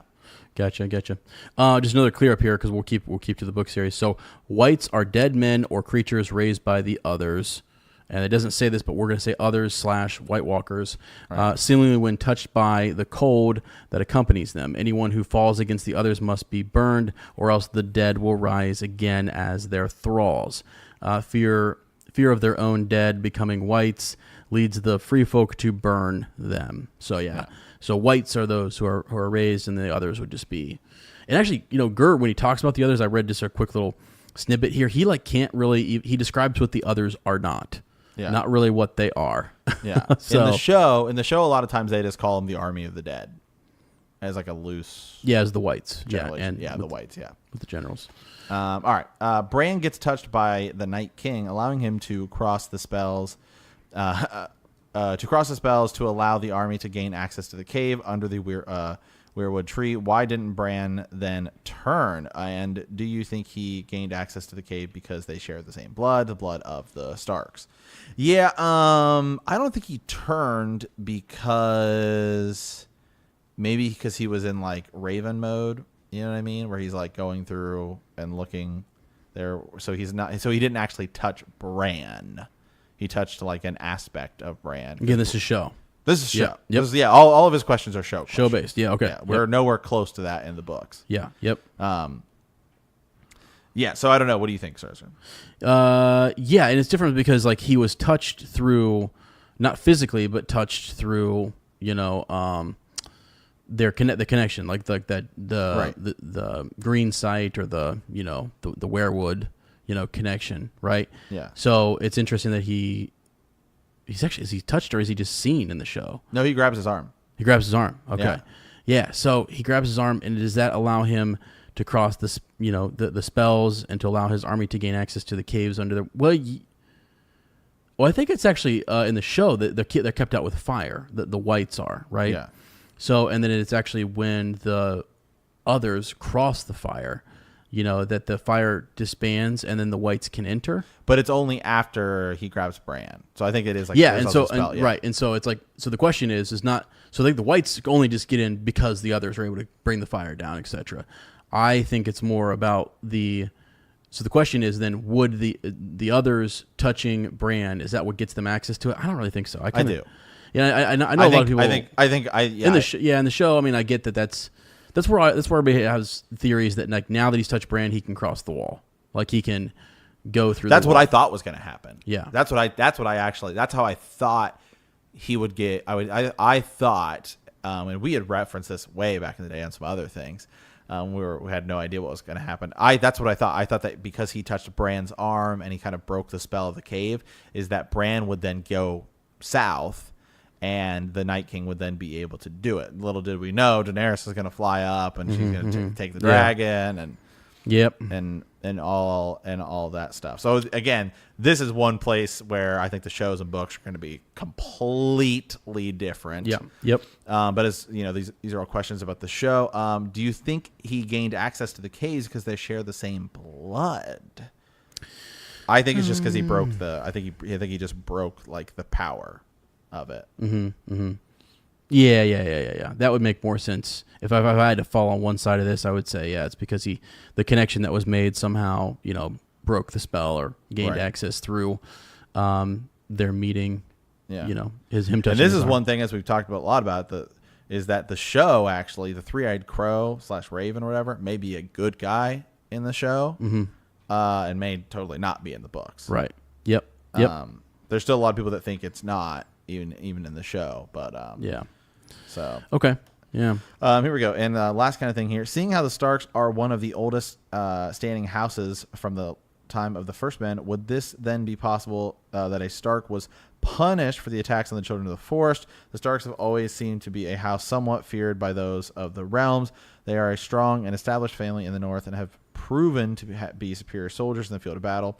You all have established on your show that there is not enough knowledge of the dead army and the Night King. Any thoughts on how this could be a book in the works from Gur in the future, the beginning of the Army of the Dead? I feel there's so much more here, and maybe I've missed things from the book, or what we've been on the show in the series, but I feel there's more to them than what we have been directly told. Thanks for the podcast. It pushes me through my days at work. Love listening. Only podcast. I've become a Patreon member as well, a member of the Night's Watch. Sir Gibbs, Warden of the Cougar Lands and Lord of the Palos. Mm-hmm. Okay. Yeah. Wow. So I'm gonna say Sir Gibbs is a is he maybe a new book reader, or he's just show heavy? He's just a show heavy guy. Yeah, I think so, and that's fine. We have a lot of people who are show heavy, and this is maybe their first time going through the books. Yes, or maybe they haven't. It's been a while, or they just like the show better. Yeah, for sure. Or they just want to know show. Well, and it sounds like That's he's familiar with both. It sounds like he's familiar with both. So, the question though, let's see here. Seeming how the Starks are one of the oldest standing houses from the time of the First Men, would this then be possible that a Stark was punished for the attacks of the children of the forest? So that would be the idea that his previous question was the connection between the other who crosses in the show, crosses the threshold, having the same blood as Brandon Stark. Mm-hmm. Is that possible? That to punish them, they used one of the Starks and turned them into. Yeah. Okay. Yeah. It's a good thought because winter is coming, right? So, one of their long lost ancestors who was turned into another years ago is coming again. Right. So, hey, what about this? What do you got? Hear me on this. So, as I was talking, I believe it is Samwell chapter 1 of A Feast of Crows, where Sam, and you actually get the Jon side of it in A Dance of Dragons, but in Sam's chapter where he is talking about reading these books, and he's even talking about how some of it doesn't add up, about Bran the Builder and like the Night King and like he's like some of these things don't add up. He said like the old books talk about kings who lived for hundreds of years, and Sam's just like, so this doesn't make sense. Even we've read a lot Bran the Builder. Some of it kind of doesn't make sense. Sometimes it seems like Bran the Builder was here, and then sometimes it seemed like he was here, which leads into whole kinds of theories about, well, maybe when Bran becomes the Three-Eyed Crow, if he does, or Three-Eyed Raven in the show, he's kind of all of these brands, and that they're all the same person. And it's a whole big thing. But, Sir Ezra, hear me out on this one. Yeah. So in the show, we just see the guy that the Children of the Forest turn into. Sure. Presumably the Night King, or the first other. Yeah. May not be the same, I believe it's actually the same actor, so I guess it's safe to assume that it's the same person. Okay. So hear me out on this, though. In A World of Ice and Fire, it says that Bran the Builder met with the Children of the Forest, and that's kind of how the pact got started. So, what if Bran the Builder built the wall? Come on. And then had to become like the Night King. Like that, it was a part of the whole thing, and that's what ended the war between the children. And it was kind of like well, if you don't, this is what we've created, right? Like it's kind of like yeah, we're gonna have a treaty, but we're gonna build a bigger army just in case you don't. Like, this is what will happen. Okay, hear me out. Okay, I like where you're going with this. This is straight speculation, and I love it. So hear me out. What you're saying is that, and based off the show, that let's say that was Bran the Builder, who they're meeting with. We said this in the books. They're meeting with Bran the Builder, and again, you have to understand. I understand that in a World of Ice and Fire, the histories, the Age of Heroes and the Dawn Age get a little muddy into the long night. The whole thing. Those first 3 chapters are real loose. They are, and you can play with the number of years in which these things occurred. Type of thing. But let's say, as you said, Bran the Builder, some version of Bran, finds out that the children are going to keep pushing north, but they have, like as you said, created something. If you guys don't stop, we're going to, we have this in our back pocket. Maybe they make the pact. Maybe he sees something that they, like one of their warrior, another that they've presented forward, and he decides then to build the wall and then sacrifice himself to go be their leader, right? Beyond, to kind of keep them right there at bay, or what have you. Or maybe he, because I could imagine him like building the wall, knowing what's going to happen, knowing what's beyond, there's a reason he built the wall, right? The long night had come, because, yeah. Now I'm starting to second guess myself here. It's tough because we don't know. Yeah, it's so loosely based, but maybe with the new show that's coming out, which apparently is, by the way, it's kind of spoiler here for Mace or. Now I can't even think of what we call that segment, but the first segment where we talk about shows. Yeah. Small council. Small council. Excuse me. Sorry, my mind's down so many rabbit holes right now. Apparently, that new show is going to start filming in October, so maybe we'll have some idea. Maybe we'll. Yeah. He's got me thinking. And Sir Gibbs has got me thinking that perhaps the idea that that a Stark would go as either punishment or would go as like a tribute or sacrifice or whatever to kind of appease things, but then knowing that the wall was there and knowing what protections it had, type of thing. I don't know. Interesting. Okay. Maybe that's why the wall was built to protect the children. Yeah, sure. Perhaps. Yeah. I don't know. Interesting. Sir Gibbs, thank you very much. We appreciate it. We appreciate your patronage. We're sure that this topic will come up quite a bit. Again, for sure. Make sure you hit up Sir Matt on Facebook there. We'll get you working on some sigils. We had a couple updates for sigils, too, that are getting done this weekend. We had some people wanting some things touched updates, up. And we have some touched new up. sigils. Yeah. We'll get to those, though. So, Last Raven, right? Yeah. Okay. This is Anna Ellis. Hello, my name is Anna. I'm from Columbus, Ohio, as well. Love the podcast and the rabbit holes. The rabbit holes, guys. Yeah. As Sir Matt just said, my mind during this daggone podcast gets sent down so many rabbit holes that it's hard to think by the end. I take notes on what I want to follow up on after the episode. It's crazy. I'm glad that that you guys enjoy them. We're sorry if they get a little wild and crazy. I have a theory. I think that's what people like, actually. It's just wild. You never know where it's going to go, honestly. So I have a theory about the Valonqar prophecy. I don't think any podcast has brought up the idea of the Hound being the little brother who kills Cersei. Wouldn't it be ironic if Cersei spent all this time being protected by the older brother, the Mountain, and is killed by his little brother? I'm curious to know what you all think about my theory. Yeah. Wow. What do you think? It's possible. Actually, I was thinking back to the Valonqar prophecy because last week I was plotting through Cersei and Jaime. Yeah. And Cersei keeps talking about the Valonqar prophecy, and she's talking to Grand Maester Pycelle about it, which is funny because this is the point where she's like just so done with Pycelle, and Qyburn shows up, and so she's kind of like leaning more towards Qyburn. He's asking her about prophecies, and he says like, you got to take them as like a grain of salt. Like, don't really take them. But I don't believe so. The Valonqar, right, is translated Valyrian, which means little brother. But it doesn't. I don't know if it's like a possessive word, as in like your little brother will be the one who does it. Now, everyone, of course, assumes that, but it could be, I don't know, it could be a lot of things. What if little brother is Jon Snow? What if, because, if, let's say R plus L does equal J, and, okay, well, Jon Snow would be the little brother to Aegon, the Aegon that was killed, by whatever.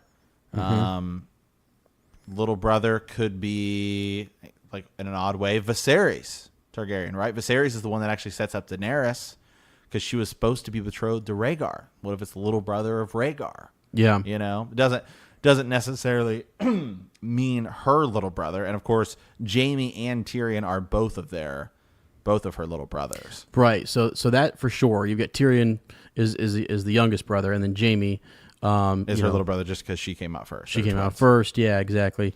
Also, something else I've been thinking about, I kind of mentioned this to you the other day, Sir Ezra, is there's the big theory that Tyrion is a Targaryen.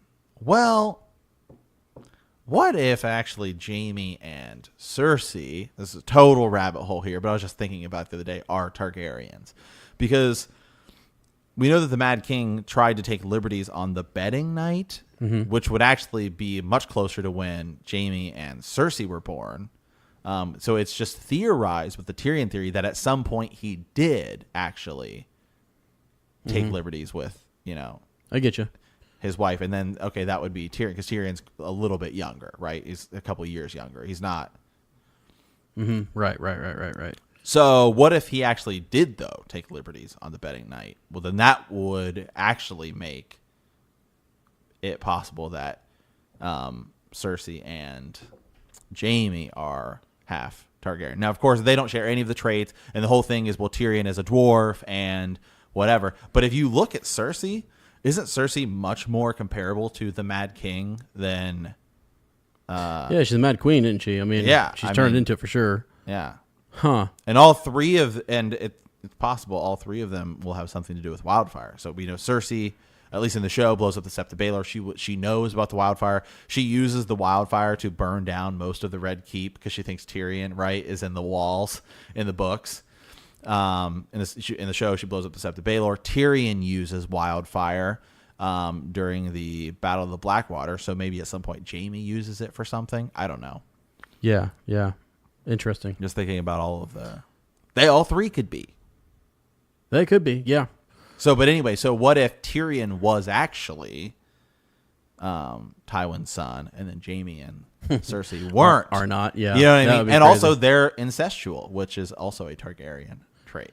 Right, yeah. I just don't think I've ever seen that theory thrown out there proposed, and I'm like, well, why couldn't it work the other way? Yeah, and there's that whole piece with, like, as you said, the timeline for it being like an older... when the Mad King might have been moving around the realm, because he locks himself up and just doesn't. He goes crazy. Maybe it was during a time when he was closer with Tywin, right? Yeah, I don't know. That's I never thought about that.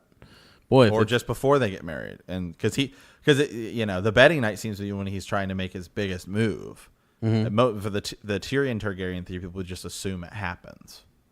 But here's an actual instance in which he's trying to do it. Maybe I got you. Maybe it's just because he's trying to tick off Tywin. Because there's no betting ceremony before Tyrion is born and stuff like that. But possibly before Cersei and Jaime, right? It would make, if that's the time when a king is going to, make that move, do something. Yeah, that would be the time, right? Yeah. Wow. Cool. Interesting. Because now we know from reading A World of Ice and Fire, right, where we learned about Baelor walking on the thing. Well, some singers say this, and some people say this. So. Sure, yeah. And back to Anna, I would say I actually really like this. I like the idea that the Hound could be the little brother, who is ends up killing her, right? And people will say, well, the Hound's dead. In the books, he's air quote dead. It's theorized though that like when Brienne, the Gravedigger, yeah, when they come by, and that makes sense. The Silent Sisters or whoever would be that was there. That I definitely think the Hound is still alive in the book. Yeah, it's like his old when they say, it's like his essence, like who he was before, is dead. Yeah. The man of old is dead, but he's born anew, in this place that he's at. When if you just look at the context in which he's talking about the Gravedigger, it seems an awful lot like just how you keep hearing stories that Beric Dondarrion was killed, but he was killed here, and he keeps running around. It's the Gravedigger thing is kind of told in a similar way. Yeah.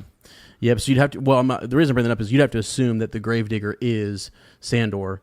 Right. For us to even say that he would be the little brother, but I think that's true. I think that actually he is the Gravedigger, and he is the younger brother, like the mountain. The fact that she keeps the mountain around so as much as she does, and things, it's real interesting. I had not thought of that. I have seen people talk about the misinterpretation, of Valonqar, right, and that as Aemon has said before, prince and princess being misinterpreted.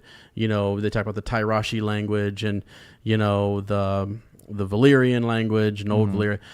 How these different things have been mistranslated. There's people who believe that it could be a female Valonqar, right, in some regard, which is a little bit of a stretch, but there's the evidence for that is just basically that it can be misinterpreted, and things. Which is where people get into the idea that maybe Arya in some way or another could be, Could take her down. I don't know. It's a stretch for me. But yeah, Sandor's. Valonqar is High Valyrian for little brother. The term is used by Maggie, a Magi, and fortune teller from Lannisport when making a prophecy to Cersei Lannister. It says right here, and when your tears have drowned you, the Valonqar shall wrap his hands around your pale white throat and choke the life from you. Mm-hmm. Yep. So a lot of people think, most common, I think, is that Jaime's going to do it with his like gold hand, right? Yeah. But then, especially because except for it does say hands, doesn't it? It does. Well, he has two still. So does he? Well, if you have the golden one, and then so that's counter. People say like attention to detail. And like Tyrion does kill Shay by choking her. Yeah. So, goodness. Okay. Anything else on that though? Nope. That's it. And that is also, I believe, our last Raven of the day. So. Wow. Okay, guys. I just gotta say, it's a lot. We're all over the place. You know, I mean, we're that's talking what Fallout about Friday is. Yeah, we're talking about Danny. We're talking about soccer, Valonqar, soccer. I mean, we're the Night King. It's craziness. So again, one last apology. I just want to get everything right, and I just get so ticked when I like mess something up or don't realize. And the problem is that I read these Ravens, and sometimes we have to kind of figure out what part of the series are you talking about, where are we at, and try to get our minds in the same place as where your Raven came from. So, it takes a little bit, but gosh dang it. Especially ones that are show related, because I have not gone back and rewatched the show. We're so book heavy now that, the show's there. I mean, that's just, I think, for fun. We kind of make those connections and stuff. But yeah, I don't know, man. But see, there's a lot of good connections. Well, yeah, there is. But, for example, as I said earlier, I get completely thrown because here's what happened. Like when I read the series the first time, I was reading. Can I tell my story? Yeah, go ahead. Is that okay, Sir Matt? We got time, man. Can I tell you? We're under 2 hours still, so we're good. We always say around 2 hours, we got to start to kind of call it off. But, so when I first started, I'm just going to tell you my story, and then maybe Sir Matt can kind of talk about his. I was reading A Wheel of Time, okay? And I was told that by a friend, I'd heard rumors that this Game of Thrones TV show was coming out. And Game of Thrones was on my list of book series to read because I was at Paragraph Bookstore back in Mount Vernon, and it was recommended to me. And this is no joke. My old middle school teacher ended up working there at Paragraph Bookstore, and she recommended to me several different fantasy series. Robin Hobb was on the list, Robert Jordan, and then George R.R. Martin. Those were the three authors that were given to me, and I was looking at those series. So I narrowed it down between A Wheel of Time and Game of Thrones. And what happened was I started Wheel of Time, and I started it, back in college for the first time, because I remember my buddy Tom and I were talking about it. And then I heard about the show coming out. My good buddy Han was talking about it. And I'm one of those people who I wanted to read the book before I saw the show. Right. And so I guess he had illegally downloaded. He got legally downloaded the episode and had it ahead of time before it was ready to air. We're over at his house one time, or his apartment at the time, and he starts to show it to me, and I'm like, "What is?" I just walk in and they're watching. I'm like, "What is this?" He's, it's a Game of Thrones thing I was going to show you or whatever. And I'm looking at it, and I'm like, "Oh my gosh, this is amazing!" Yeah. That first scene in the forest or whatever, and I was like, "Wait, this is on my list." And I stopped where I was in Wheel of Time, which was a crazy idea. And I started because it's 15 some. It's crazy 13 long. books. Or whatever. It's insane. And at the time, the reason I stopped with Wheel of Time is because it wasn't finished. Yeah, Brandon Sanderson had to finish. Well, neither is Game of Thrones. Right, exactly. But they were working on that TV series, so I started Game of Thrones, read it all the way through. I remember talking to my mom about it. I remember coming home, sharing all my different thoughts and insights with her and things like that. And then as I got finished with it, so when I finished, that was 2010, 2011. When did the series? Because the Dance of Dragons came out right around when the show. 2011 is when Dance of Dragons came out. And when the show came out, 2010. I was still living in Portland at the time because I remember my buddy Eric told me about it. Yeah. And I was like, yeah, okay, cool. And he was like, it's so funny remembering that conversation with him now. Yeah. Around the same time, 2011, because it was right when I was getting ready to move back from Portland. And I remember him explaining this to me, and he was like, yeah, he's like, well, there's like all this like political stuff going on, but the main characters, because he definitely had not read the books, he's like, the main characters like, no, winter is coming, you have to be ready for it. And like it was just so interesting. Yeah. Like okay, so here we go. So the book, A Dance of Dragons, came out July 12th, 2011. I just Googled it. If I'm wrong, I'm sorry. And then the show came out April 17th. I'm sorry, wait. Yeah, it came out April 17th, 2011. So April 2011 versus July 2011. Right. So anyways, I was able to kind of read straight through, got to the end of Dance of Dragons, and then with my buddy Tom, I kind of, just kind of flirted around with some of the other books and went back through on a reread, stopped, then would pick back up later and stuff. But the last time I've been in Dance of Dragons was years ago, actually. Yeah. And so the first several books I'm kind of more familiar with. And so it's crazy to have the questions come in and kind of bounce around. And as I said, our Green Dream series on Patreon, the reason I created that is because that is what we want to get to, Dance of Dragons stuff. It's just because that's where the story leaves off for us, and we kind of have moved forward. And I've just been stubborn and not wanting to read Winds of Winter chapters just because I'm kind of like, I just want to wait for the book next year. Yeah, next year, you know. But I feel like at this point I have to. And things, but the show saturates us, though. We let those kind of mix in there and stuff, and gosh dang it, the last I when I see in the show Barristan Selmy dies, and then I think in my head, oh yeah, he's about to die, or he's facing down this real heavy task there. It's not the same, and actually when you go back and look at it. So my apologies. That's my story. It's cool to hear. Like you said, people were trying to get everybody into the series, right? And me just being a book guy, I was like, I'm reading this whole damn thing before I even start. And I remember because I was like telling like my buddy Tom and I would like talk Sir Thomas the Round, who we will have on eventually. We're talking about the series and just comparing it to the show as it would come out and things. Just it's been crazy. It's been a crazy adventure here. Yeah. And George R.R. Martin's world. Any other thoughts, Sir Matt? No. Think we're good? Do you want me to share mine? Or? Yeah, I want you to share yours. I mean, it's cool if you no, I thought that was yours. I thought that was all you had. Yeah. No, that's not all I had. Yeah. Somebody told me about it, and you never I heard it watched was good, and then I was like, it's all right, not for me. And what do you got? I never ever got into it. No, so I remember my buddy Eric telling me about it, and it's so funny. Again, just thinking back on this conversation, he explained like the whole thing, right? And it's like, oh yeah, like all this stuff's going on, but there's like the whole looming threat of it. So like that's all I knew about it going into it. So when I got into it, I believe it was during season 3, because I remember I think you had bought season 1 on DVD, and I borrowed your season 1 on DVD, and then I torrented season 2 and 3 and plowed through it all in like one sitting. I watched the first episode and I was like, okay. And then, I got to the end of season 1 where Eddard Stark dies, and I was like, I hate this show. But then I was like, I'll just keep going. And so I plowed through all season 3, and then I've watched every year since. Yeah. And then I audiobooked the first book. Yeah. And then I started getting the second one, and I kind of just put it down. So I've just been show heavy. Yeah. And then I would read the wiki, because I would hear you and our buddy Sir Thomas the Round talking a lot about the stuff that was going on in the books. And I really was curious about it. So I was just wiki heavy. Right. I was I mean, like literally when I dive into research, I know. Like, without reading the books, I was able to tell Sir Ezra things about like the books that had you happened. were reminding me of things that I didn't remember. I was like, that what happened in the book? And I was like, I'd never read them, because I read the wiki, like left right, read theories and the whole thing. And we've talked about it before, but we were just like hanging out one night, and we were just like, just goofing around on our computers, and we were trying to we were talking, and we were like, something just doesn't add up, okay?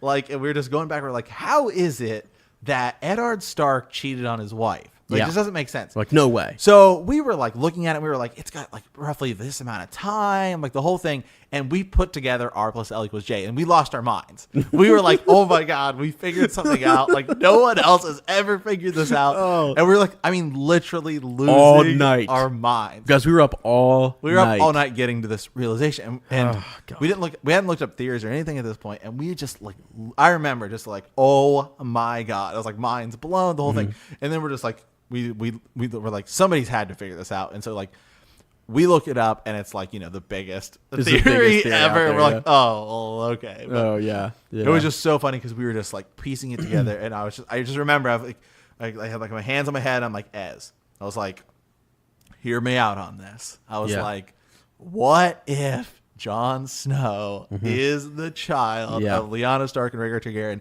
And he just had that look on his face where his eyes was just like, oh my God. Like, and we're like freaking out. It was so, yeah.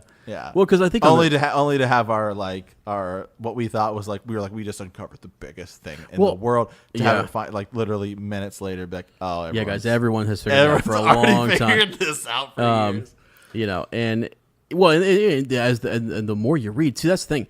I think one of the things too is that on an initial read, you just take what's given to you sometimes, and then on that second read, you start to really then figure out the hidden things that are that are put there. And then I think on another, maybe a third or fourth read through of this series, which is kind of where I'm at, 3 going on 4, where you start to look at it and you start to question those theories, R plus L equals J, which we've started to do now. That's where we're kind of at. Like, wait a second. Is it too simple for 2 guys who were sitting, back at your place, years ago, just watching a couple season 1, season 2, season 3, or whatever, and using the wiki, and then me with the books and putting this together, and that's too simple. How do we come to that quick? Yeah. Almost too it's almost too laid out for us. It's too easy to go down that rabbit hole. So that's where we're at. Yeah, so. kind of sifting around, but and then I read Dunk and Egg, and I think it's my favorite. So yeah, for sure. So one thing that might be fun. Have you guys share your? Yeah, their stories. Like how'd you get into it? Yeah, how did you get into it? How many rereads you've been through, etc. Watching the show. I'll put the show on just for background noise and stuff. And I've actually, I used to do that a lot. I've stopped doing that because it has literally polluted my mind. I love the show, but when I do the book stuff, I'm like, God dang it! I just keep getting saturated with the HBO show. So, anyways, it'd be neat to kind of hear your guys' thoughts. I am currently an update on our reading, where we're at. I was reading through John. I'm still reading through all of John's stuff, and I think next I'm going to go with Daenerys. Yeah, I'm doing Sam right now. Yeah, and the reason I need to go do Daenerys. Yeah, you better believe it. Is because all the Dance of Dragons stuff. Yeah, you're just so heavy with Dance and honestly, she's a character who I can't believe I'm saying this, kind of bored me. Sir Matt got into this remember we were talking a couple weeks ago. As you're reading through, you're kind of like, I'm kind of done with Daenerys' chapters, and it's just because and the same thing kind of happens with Arya later. Yeah, is that they're on their own. Yeah, there's not other big players that you really care. Do I care about Hizdar, what's his face, and the Sons of the Harpy and stuff like that? Now, what I do care about is I like the Tattered Prince. I like the other sellsword companies. Those are cool. They've got stories and their connections and things like that. But I just don't really care about Essos as much, and so you start to kind of lose interest in all of that. So even in the show, you see that because it's just like you have all this stuff going on, and then Daenerys is way over here by herself, doing all this stuff, and you're like, what? What's going on? Yeah, I know. So, anyways, guys, send us your stories though. I mean, send it in a Raven. Just say, if you just put, Game of Thrones story or Song of Ice and Fire story, whatever you want to put that as the title, and we'll know those are stories. Maybe we can share one story at the end of Follow Up Friday, just kind of, or at the end of the main show. Maybe we can use that as a Raven. Yeah, that would be kind of cool. Yeah, actually, that'd probably be a better place to do it. Main show, sharing stories there, because the Ravens kind of take us into theories and stuff like that. But just telling your story would be kind of fun at the end of the reread, I think. So, all right, guys, send us those thoughts. Send us those Ravens at btkcast at gmail.com. Hit us up about trivia. Let us know what you think about it. And please accept my apologies for any mishaps or missteps today. Face is feeling better, by the way, so good thing, because we've been talking for about 2 hours now, and so I'm done. All right, well, we want to thank you guys for playing the Game of Thrones, and in the words of House Mallister, above the rest. Which is where I want to be. Yeah. Above the rest. Above and away.